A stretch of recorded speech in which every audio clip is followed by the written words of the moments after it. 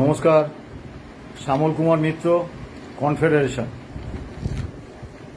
গতকাল অর্থ দপ্তরের পেনশন শাখা 125 নম্বর এফ পেনশন ডেটেড 7/7/2026 একটি অর্ডার বার করেছেন। তাদের কেএমসি এলাকার সরকারি পেনশনারদের সুপ্রিম কোর্টের রায় মেনে 2009-এর বকেয়া ডিএর এস্টিমেটেড 50% এপ্রিল 2008 থেকে ডিসেম্বর 2019 পর্যন্ত দেয়ার একটা সিদ্ধান্ত ঘোষণা করা হয়েছে। যদিও এতে কোনো সময়সীমা দেওয়া হয়নি যে অমুক তারিখের মধ্যে এই টাকা কলকাতার পেনশনারদের ব্যাংক অ্যাকাউন্টে ঢুকে যাবে। এই অর্ডারটা সম্পর্কে আমাদের অনেক বক্তব্য আছে, কিন্তু আমি এই মুহূর্তে কোনো বিতর্কের মধ্যে যেতে চাইছি না, একটাই কারণে যে মহামান্য সুপ্রিম কোর্ট রায় দিয়েছেন, সেই রায়টা কার্যকর করবেন রাজ্য সরকার, তার অর্থ দপ্তর। এখন আমরা এমন কিছু করতে চাই না যাতে আমাদের কোনো কাজে অর্থ দপ্তর যেটুকু পেমেন্ট করার সিদ্ধান্ত নিয়েছেন সেটুকু আটকে দেন একটা অজুহাত হিসেবে ধরে। কিন্তু একটা বিষয়ের প্রতিবাদ অবশ্যই করতে হবে, সেটা হচ্ছে এই অর্ডারের 3 নম্বর প্যারায় বলা হয়েছে, now in order to expedite the disbursement of dearness relief arrears and provide the pensioner some relief in the interim period. বাকিটার আমি পড়ছি। এখন এই রিলিফ শব্দটায় আমাদের তীব্র আপত্তি আছে। আমরা অত্যন্ত সুনির্দিষ্টভাবে এই কথাটা বলতে চাই যে আমরা মামলা করেছিলাম কিছু রিলিফ পাওয়ার জন্যে, কিছু অর্থ পাওয়ার জন্যে বা কিছু সুযোগ সুবিধে পাওয়ার জন্যে নয়। পূর্বতন মুখ্যমন্ত্রী all India consumer price index মেনে ডিএ পাওয়াটা যে রাজ্য কর্মীদের অধিকার, সেই অধিকারটাকেই অস্বীকার করেছিলেন। বলেছিলেন এটা আমার দয়ার দান, কর্মচারীদের অধিকার নয়। আমি যখন মনে করব, যতটুকু মনে করব, আমি ডিএ এবং ডিয়ারনেস রিলিফ ছুঁড়ে দেব। তার এই ঔদ্ধত্যের বিরুদ্ধে অধিকার প্রতিষ্ঠার লড়াই এটা কিন্তু এটাকে যদি কেউ লঘুভাবে নেন খুব ভুল করবেন। কাজেই আমরা অত্যন্ত সুনির্দিষ্টভাবে বলছি, রোপা 2009-এ বকেয়া ডিএ বা dearness relief all India consumer price ইন্ডেক্সের রেসপেক্টে পাওয়াটা আমাদের অধিকার। কারুর দয়া, কারুর অনুকম্পা, কারুর পারকুইজিট তা কিন্তু নয়। কাজেই আমরা সরকারের কাছে কখনো কোনোভাবেই কোনো রিলিফ চাইনি। আমরা চেয়েছি মহামান্য সুপ্রিম কোর্ট যে নির্দেশ দিয়েছেন সেই নির্দেশ অনুসারে আমাদের এপ্রিল 2008 থেকে ডিসেম্বর 2019 পর্যন্ত all India consumer price index মেনে বকেয়া ডিয়ারনেস রিলিফ এবং ডিয়ারনেস অ্যালাউন্স দেয়া হোক। কাজেই আমি সরকারের কাছে এই আবেদন রাখব, এই অর্ডার থেকে এই রিলিফ দেওয়ার বিষয়টি আপনারা উইথড্র করে নেবেন। বাকি আর কোনো বিতর্কে আমি যাচ্ছি না, পরবর্তীকালে বলবো। আমার অত্যন্ত সুনির্দিষ্টভাবে মনে হচ্ছে যে রাজ্য অর্থ দপ্তরের যে আমলারা রয়েছেন, আইএএস আমলা, তারা অত্যন্ত পরিকল্পিতভাবে বিষয়টাকে বিলম্বিত করছেন, বিষয়টাকে ঝুলিয়ে দিচ্ছেন এবং পূর্বতন সরকারের আমলে রায় কার্যকর করার নামে যে বহুমাত্রিক জটিলতা এই রায় কার্যকর করার ক্ষেত্রে এনে দেওয়া হয়েছিল, সেই কালচারটাই বজায় রাখতে চাইছে। এই অর্ডারেও দেখুন,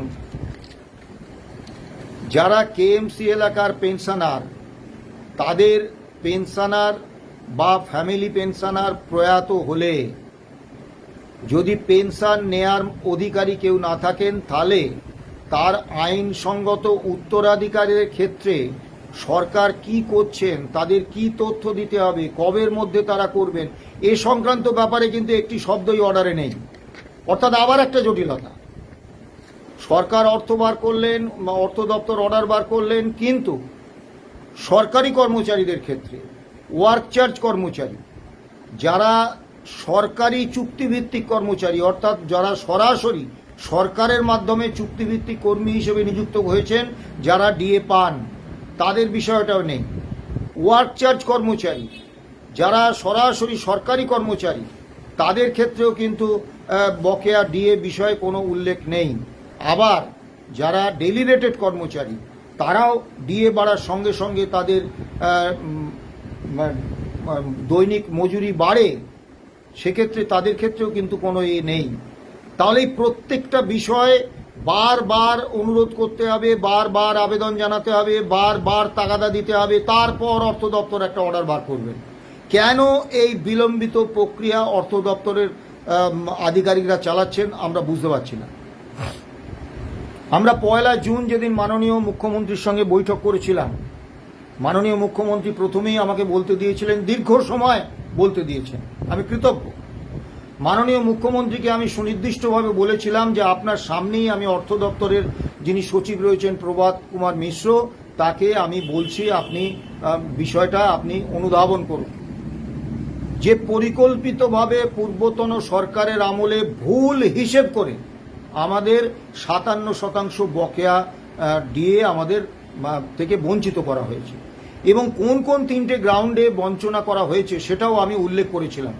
1 নম্বর, অল ইন্ডিয়া কনজিউমার প্রাইস ইন্ডেক্সের বদলে একটা কল্পিত রাজ্যভিত্তিক সিপিআই, যার কোনো অস্তিত্ব নেই, যার অস্তিত্ব সম্পর্কে আদালতে কোনো কথা সরকারের আইনজীবীরা বলতে পারেননি, সেই অস্তিত্বহীন একটা সিপিআইকে খাড়া করে অল ইন্ডিয়া কনজিউমার প্রাইস ইন্ডেক্সের থেকে অনেক কম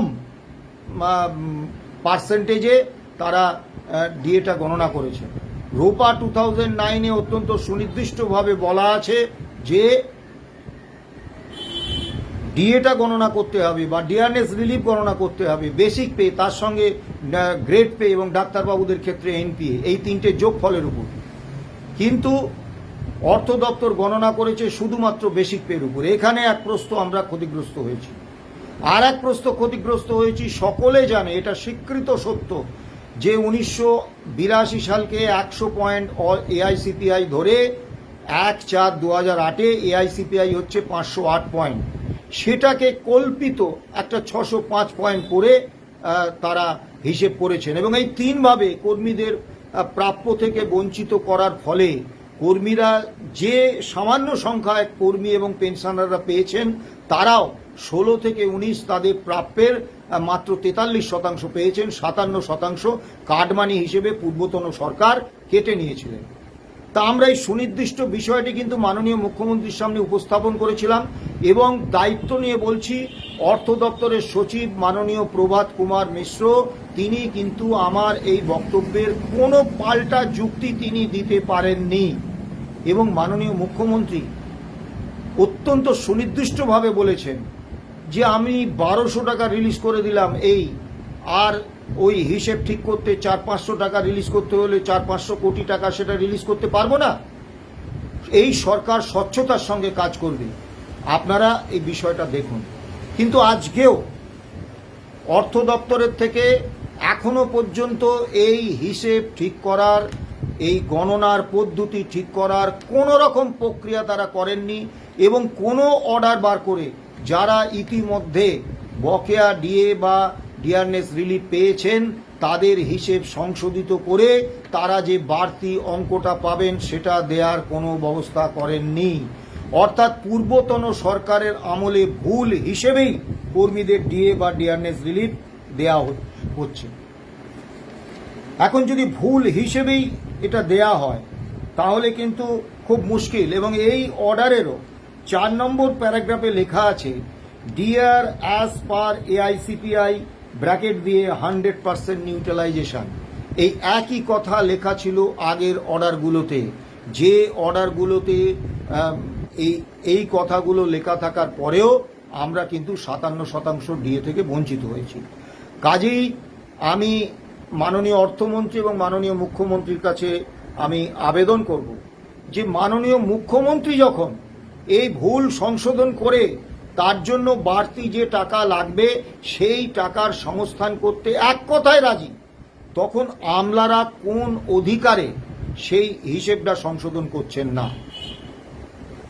অর্থাৎ এই যে কেএমসি এলাকার পেনশনাররা পাবেন, তাদের ক্ষেত্রেও কিন্তু এই একই জটিলতা তৈরি হয়ে যাবে যদি হিসেবটা ঠিক করে না দেওয়া হয়, যদি ভুল হিসেবের মধ্যে দেওয়া হয়।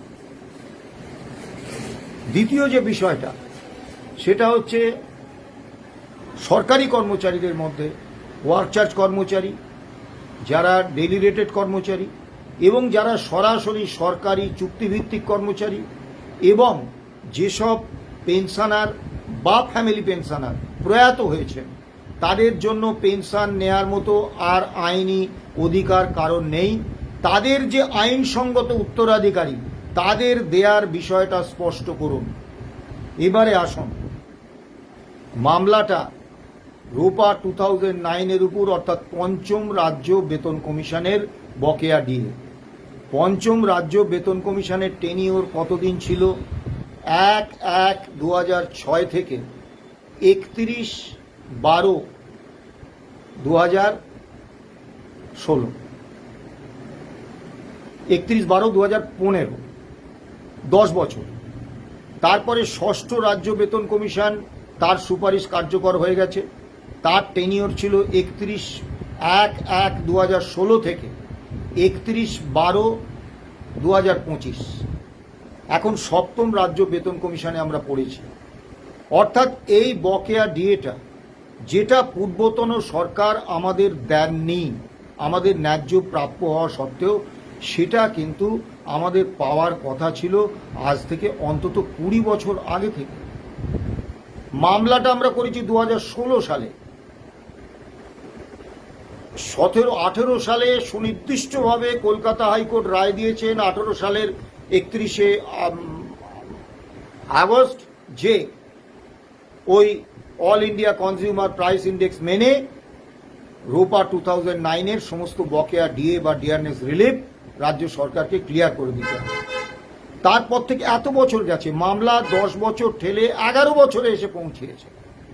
এখনো পর্যন্ত গ্র্যান্ট ইন এইড হেডে যারা বেতন পান, অর্থাৎ বোর্ড, কর্পোরেশন, পঞ্চায়েত, পুরসভা, আন্ডারটেকিংস, এই আবার অনেকে মানে বুঝতে ভুল করছেন, কেউ বলছেন পরিবহন দপ্তরের কথাটা বলছেন না, কেউ বলছেন লাইব্রেরির কথাটা বলছেন না। আসলে এগুলো সবই আন্ডারটেকিংসের মধ্যে পড়ছে। তা এরাই তো সংখ্যায় সরকারি কর্মচারী এবং সরকারি পেনশনারদের থেকে অনেক বেশি। এরা এখনো 1 পয়সা পাননি। আর কতকাল তাদের বলা হবে আপনারা আরো অপেক্ষা করুন? প্রথম ইন্টারিম অর্ডার বেরিয়েছিল 2025 সালের জুন মাসে। সেই ইন্টারিম অর্ডারে অনারেবল জাস্টিস সন্দীপ মেহতা এবং অনারেবল জাস্টিস সঞ্জয় কারোল অত্যন্ত সুনির্দিষ্টভাবে দুটি কথা বলেছিলেন।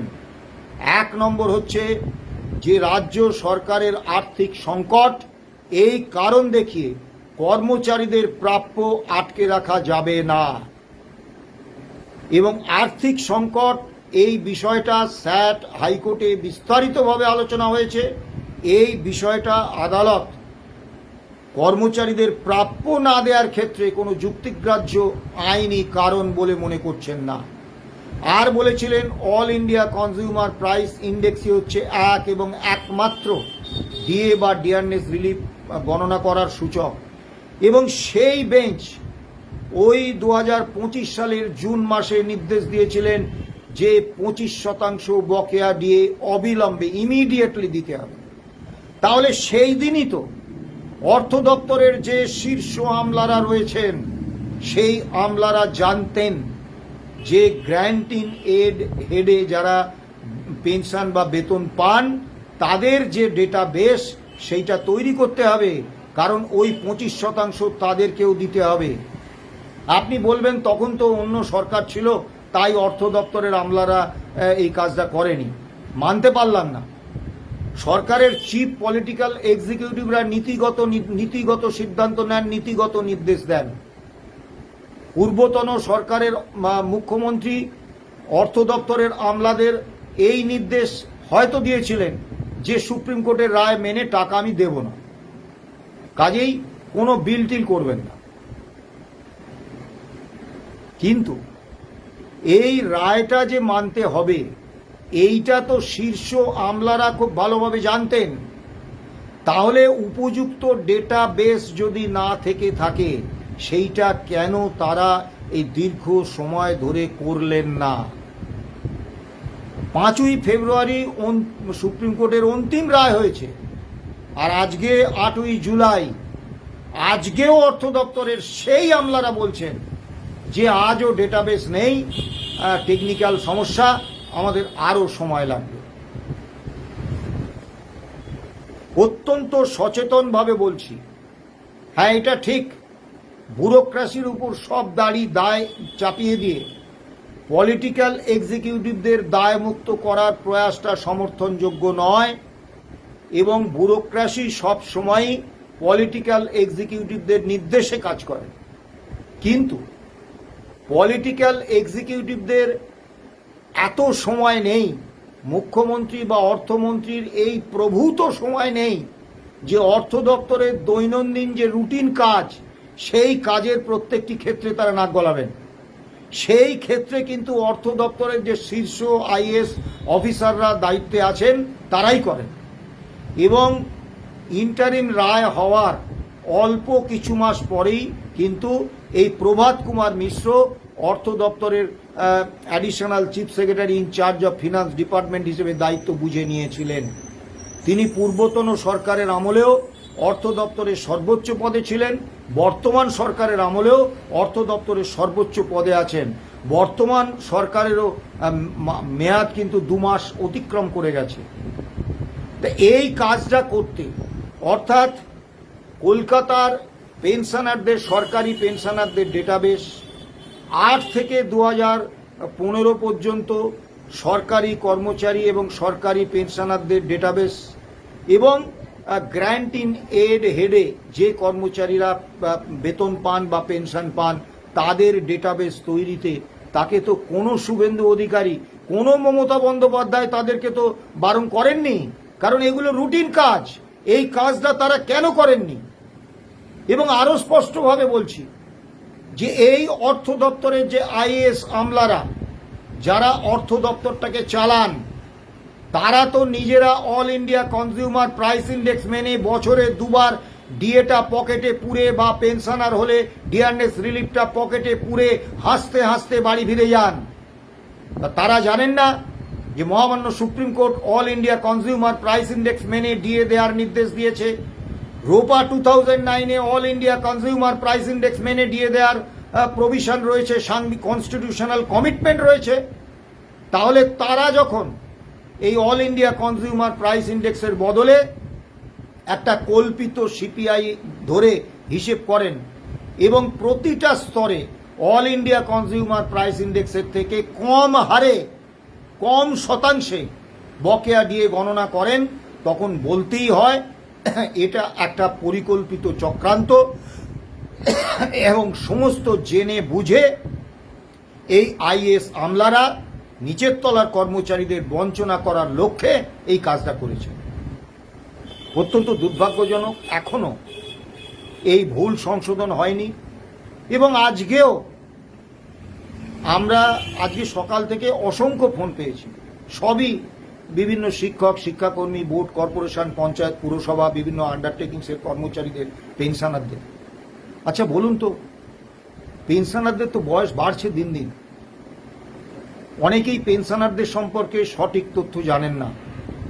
অসংখ্য পেনশনার আছেন, শিক্ষক, শিক্ষাকর্মী বা এই আন্ডারটেকিংস বা বোর্ড, কর্পোরেশন, পঞ্চায়েত, পুরসভা, যারা 5,000 টাকার নিচে পেনশন পান।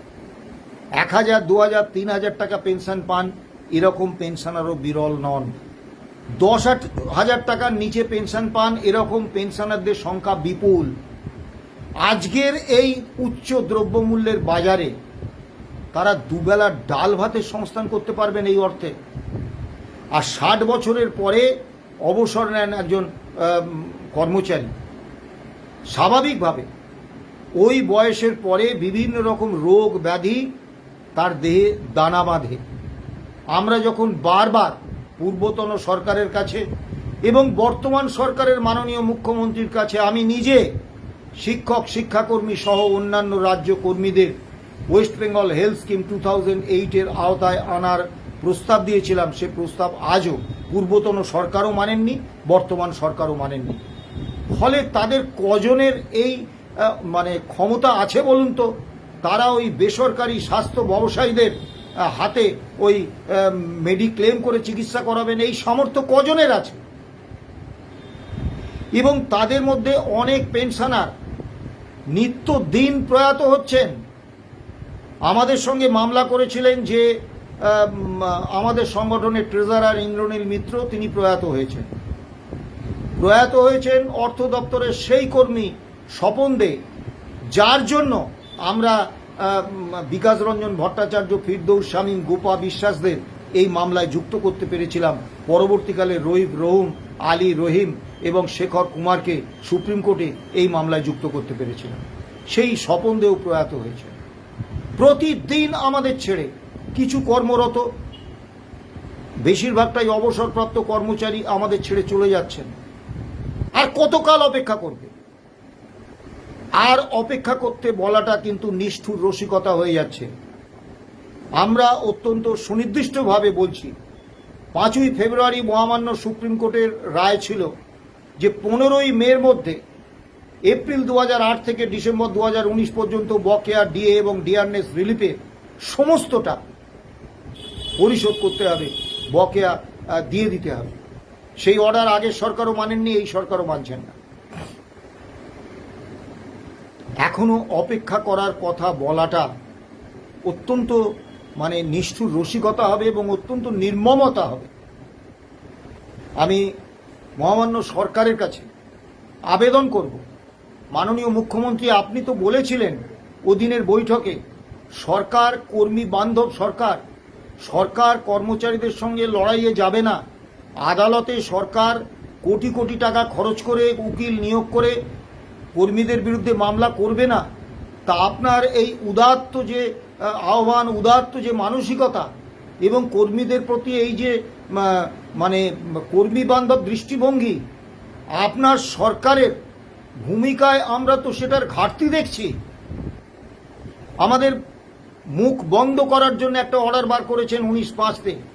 সেদিনের বৈঠকে আমি সুনির্দিষ্টভাবে বলেছিলাম এই অর্ডারটা প্রত্যাহার করুন, কারণ বাক স্বাধীনতা এটা প্রত্যেক মানুষের গণতান্ত্রিক অধিকার। শুধু তাই নয়, এই অর্ডারটা বার করেছেন মুখ্য সচিব। একটা কথা আছে, বাবু যত বলে পারিষদ দলে বলে তার শতগুণ। বাবু যদি বলে থাকেন যে একটা অর্ডার করো, কর্মচারীরা সরকারের সমালোচনা করে কিছু করতে পারবে না। তা পারিষদরা আরেক ধাপ এগিয়ে গেছেন, তারা সার্ভিস রুলের বাইরে গিয়ে, সার্ভিস রুলে বলা আছে যে উইথ প্রায়র ইন্টিমেশন তারা বিভিন্ন সংবাদপত্রে নিবন্ধ লিখতে পারবেন, সরকারের সমালোচনা করতে পারবেন, মিডিয়াতে সরকারের সমালোচনা করে বক্তব্য রাখতে পারবেন, কারণ তারা সরকারের থেকে প্রায়র ইন্টিমেশন দেবেন সরকারকে। কোথাও সার্ভিস রুলসে বলা নেই যে প্রায়র পারমিশন নিতে হবে, কিন্তু এই অর্ডারে প্রায়র পারমিশন নেওয়া হয়েছে।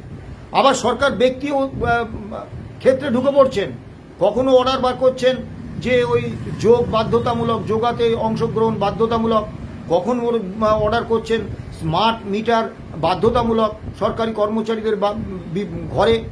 অর্থাৎ ব্যক্তি ক্ষেত্রে সরকার ঢুকে পড়ছে। আবার যে বিরোধী দলনেতা Suvendu Adhikari all India consumer price index মেনে ডিএ পাওয়ার দাবিতে যে আন্দোলন, সেই আন্দোলনে অগ্রণী ভূমিকা নিয়েছিলেন। সেই শুভেন্দু অধিকারী সরকার যখন 20% ডিএর অর্ডার বার করলেন, তখন কিন্তু ওই 1 অক্টোবর থেকে ঘোষণা করলেন, প্রাপ্য হওয়ার দিন থেকে নয়। আমি কিন্তু বৈঠকে মাননীয় মুখ্যমন্ত্রীকে অত্যন্ত সুনির্দিষ্টভাবে বলেছিলাম যে এই 42% ডিএ আপনি নতুন সরকারে এসেছেন, আপনি আর্থিক সঙ্গতি অনুসারে কবে দেবেন, আমরা তো চাইব আপনি আজই বকেয়া সহ দিয়ে দিন। কিন্তু আপনার কাছে আমাদের সবথেকে সর্বোচ্চ অগ্রাধিকার দিয়ে একটা দাবি যে বিগত 15 বছর ধরে আমরা মর্মে মর্মে উপলব্ধি করেছি যে ডিএ দেয়াটা যদি সরকারের বা মুখ্যমন্ত্রী অর্থমন্ত্রী সদিচ্ছা নির্ভর হয়, তাহলে কর্মচারীদের ক্ষেত্রে তা কতটা সর্বনাশা হতে পারে। তাই আপনার কাছে আমরা আবেদন করছি, দাবি করছি যে আপনি all India consumer price index মেনে বছরে দুবার ডিএ দেওয়ার জন্য, ঠিক যেটা পূর্বতন বামফ্রন্ট সরকারের অর্থমন্ত্রী ডক্টর অসীম দাশগুপ্ত রোপা 2009-এ রেখে গিয়েছিলেন, সেই স্ট্যান্ডিং অর্ডারটা করুন। না, স্ট্যান্ডিং অর্ডার হয়নি, এবং 20% ডিএও কিন্তু হয়েছে 1 অক্টোবর থেকে, অর্থাৎ প্রাপ্য হওয়ার দিন থেকে নয়। তার মানে all India consumer price index মেনে ডিএ দেওয়ার যে অধিকার, সেই অধিকারের স্বীকৃতি কিন্তু বর্তমান সরকারও দিচ্ছেন না। মাননীয় মুখ্যমন্ত্রী এবং অর্থমন্ত্রীর কাছে আবেদন রাখব, দীর্ঘ সময় আমরা অপেক্ষা করেছি, আর অপেক্ষা করতে বলবেন না। গ্র্যান্ট ইন এইড হেডে যারা বেতন পান তারা চূড়ান্ত হতাশ। স্বাভাবিকভাবে আপনি নিজেকে একজন গ্র্যান্ট ইন এডে বেতন বা পেনশন পাবো কর্মচারীর জায়গায় বসিয়ে ভাবুন, 2রা এপ্রিল জেলার ব্যাংকগুলি থেকে যে সমস্ত সরকারি পেনশনাররা পেনশন পান, তাদের অ্যাকাউন্টে 16 থেকে 19 একটা টাকা ঢুকেছে, ভুল হিসেবে হলেও ঢুকেছে। তার পরবর্তীকালে এই সরকার আসার পরে কিছু পেনশনারের, জেলার ক্ষেত্রে কিছু পেনশনারের, তাদের ক্ষেত্রে একটা টাকা ঢুকেছে, সেটা 8 থেকে 19 বলে। হ্যাঁ, তার হিসেব নিয়ে আমাদের বক্তব্য আছে, সেটা ভিন্ন প্রশ্ন, কিন্তু তারা কিছু অর্থ পেয়েছেন। কেএমসি এলাকার পেনশনারদের মধ্যে একটা অর্ডার হয়েছে, যদিও সেই অর্ডারে কোনো সময়সীমা বলা নেই, তবুও আমরা আশা করছি হয়তো এই জুলাই মাসের মধ্যে তাদের ব্যাংক অ্যাকাউন্টে টাকা ঢুকে যাবে, কিন্তু সেটাও অ্যাকচুয়াল নয়, এস্টিমেটেড। এটাতেও আমাদের আপত্তি আছে, তবু তাদের অ্যাকাউন্টে একটা টাকা ঢুকবে।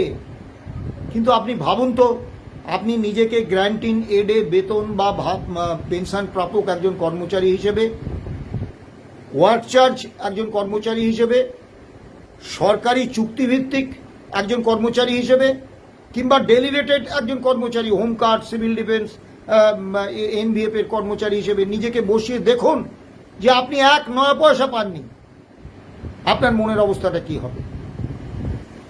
কাজেই আবেদন করব, আপনি যে স্পিরিট দেখিয়েছিলেন যে কর্মচারীদের সঙ্গে লড়াই করবেন না, সেই স্পিরিটে আপনি গ্র্যান্ট ইন এইড হেডে কর্মরত কর্মচারীদের, পেনশনারদের, ওয়ার্ক চার্জ কর্মচারীদের, ডেলি রেটেড কর্মচারীদের, সরকারি চুক্তিভিত্তিক কর্মচারীদের যারা ডিএ পান, তাদের অবিলম্বে এই রোপা 2009 মেনে এপ্রিল 2008 থেকে ডিসেম্বর 2019 পর্যন্ত বকেয়া ডিএ বা ডিয়ারনেস রিলিফ দেওয়ার ব্যবস্থা করুন।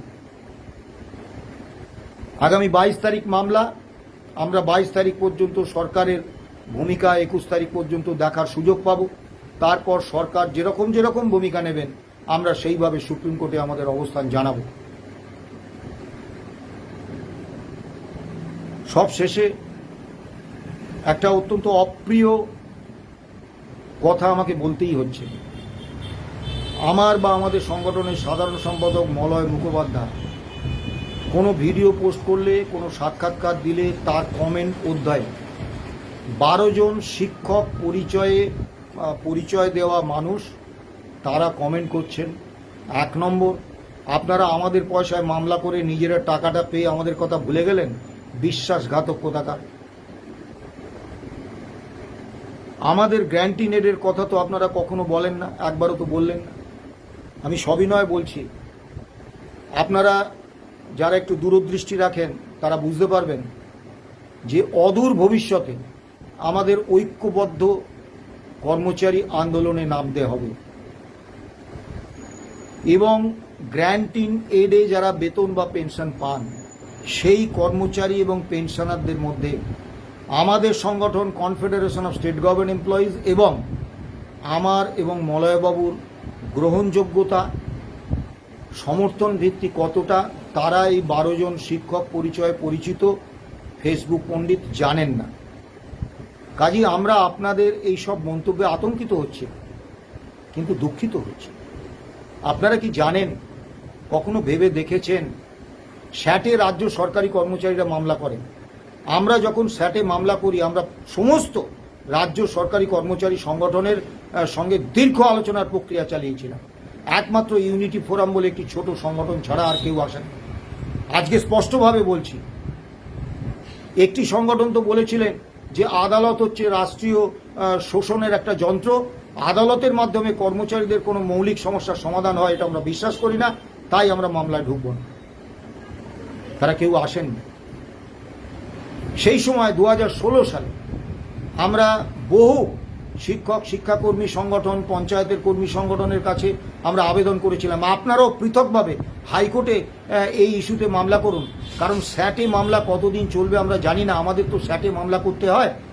হাইকোর্টে যদি আপনারা মামলা করেন তাহলে আমরা আমাদের মামলাটা স্যাটকে বলবো যে হাইকোর্টে তো একই ইস্যুতে মামলা হয়েছে, আমাদের মামলাটা ওখানে পাঠিয়ে দিন। অর্থাৎ স্যাটে আমাদের আর দীর্ঘদিন ঘুরতে হবে না। না, কোনো গ্র্যান্টি নেটভুক্ত কর্মচারী সংগঠন, শিক্ষক শিক্ষাকর্মী সংগঠন কেউ করেননি। 2017 সালে যখন আমাদের মামলা হাইকোর্টে গেল তখনও কেউ এই মামলায় যুক্ত হননি। সোজা সাপটা বলছি, এই অপ্রিয় কথাটা আমি বলতে চাইছিলাম না।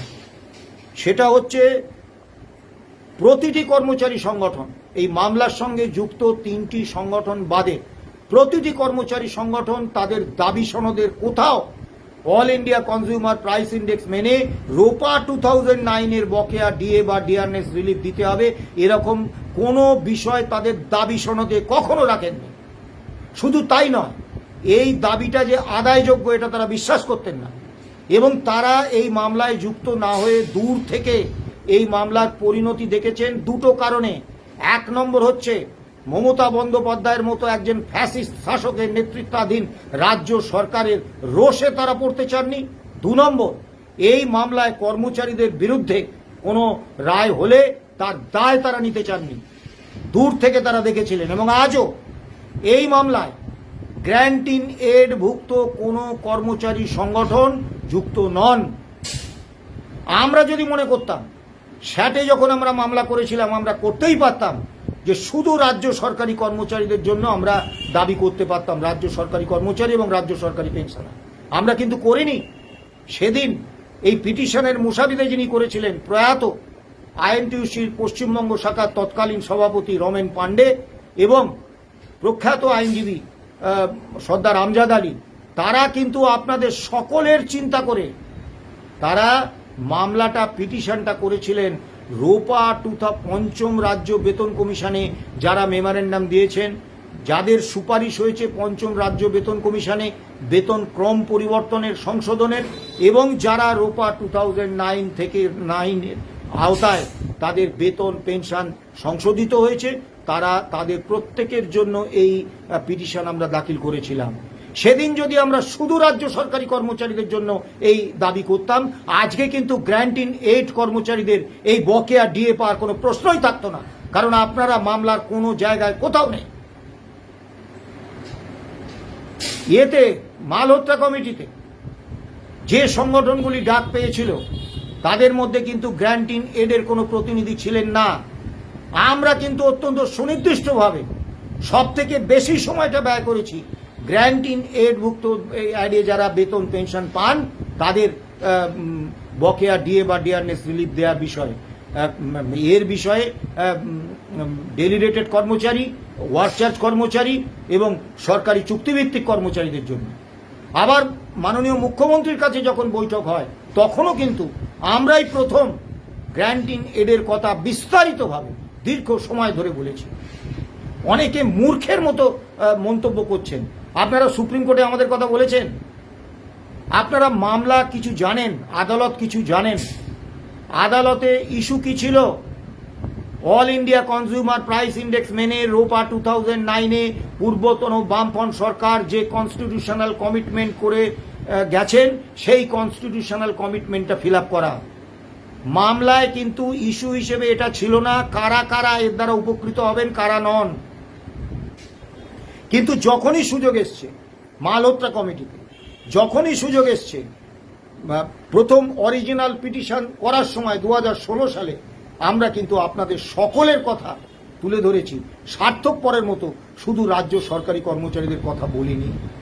কাজেই আপনাদের কাছে বিনীত আবেদন, আমি আবারও বলছি, যাদের দূরদৃষ্টি আছে তারা দেখতে পাবেন যে অদূর ভবিষ্যতে সমস্ত কর্মচারী সংগঠনকে ঐক্যবদ্ধভাবে লড়াইয়ে নামতে হবে।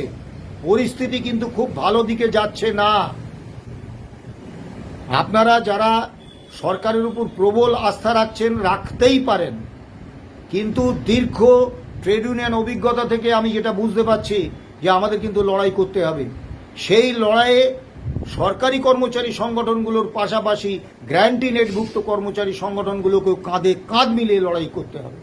কাজেই এখন এমন কোনো মন্তব্য করবেন না, এমন কোনো কটূক্তি করবেন না যাতে একটা বিভেদ তৈরি হয়।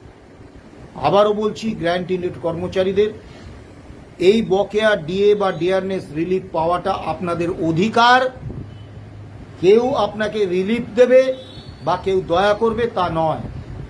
সরকারের সঙ্গে আমরা সার্বিক অসহযোগিতায় যাচ্ছি না একটাই কারণে, যে রায় দিয়েছেন সুপ্রিম কোর্ট রূপায়ণ করবেন সরকার। কাজী সরকারের সঙ্গে সর্ববিষয়ে এই রায় রূপায়ণের ক্ষেত্রে বিরোধিতা করলে আদতে এই রায় কার্যকর করার বিষয়টাই পেছিয়ে যায়। তাই আমরা বিরোধিতা করছি না, সার্বিক বিরোধিতা করছি না।